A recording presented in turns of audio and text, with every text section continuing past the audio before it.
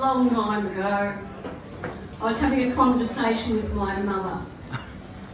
Prior to that, I had been driving a Mini. That's a Morris Mini, not one of those plastic things you get now. Proper Morris Mini. But my Morris Mini met with an accident. And my mother, standing next to me, with all the bravado in the world, the bravado of a 2-year-old who doesn't quite know what they're going to say, and she suggested to me that I buy a shag and wagon. I said, where did you hear that? Go to your room, wash your mouth out. So, a shag and wagon. If the wagon is knocking, the wagon is... don't bother knocking, you know what I mean. Well, I didn't buy a shag and wagon because the Sandman itself, you know, it really would have given me nightmares. But my darling mother, you know, she grew up a Catholic and she wouldn't say boo to a goose. At 58, she'd barely been in a car, I think. But at 58, she decided that she would learn to drive.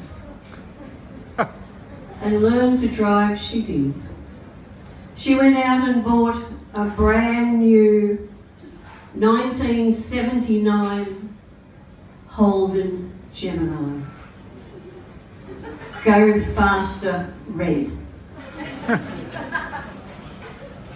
Now, as she was able to hear the kids in the train, there was nothing wrong with her hearing, but her eyesight was shit.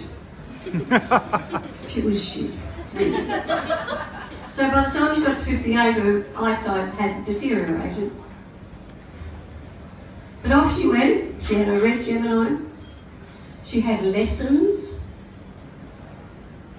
and more lessons. Eventually, somebody at the Motor Reg office gave her a Victorian driver's licence and P plates.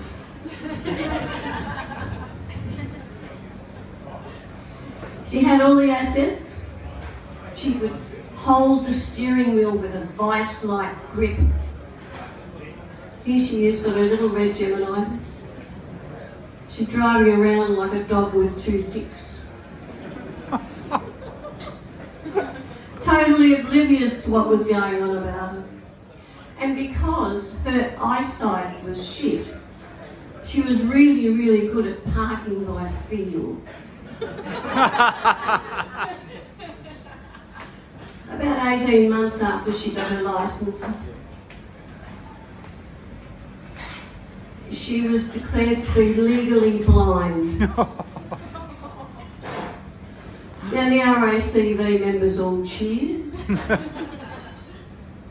The Gemini shed a few tears. No more would it be bouncing off anything. No fences, no letterboxes. It had a dint in every panel.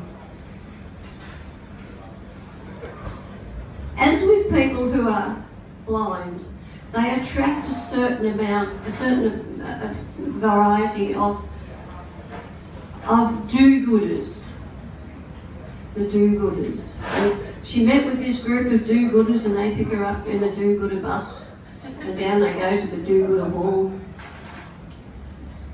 And this bloke dropped her off and he was talking to her. And then he, with all the bravado of the 2-year-old again, he informed the entire room of his knowledge of the blind people.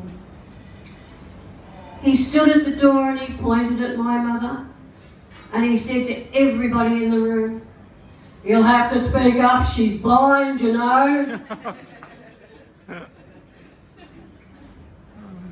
That was just a short one for me tonight. My name's Patricia O'Brien Price and you're a beautiful audience, or at least you were until I got my cataracts done.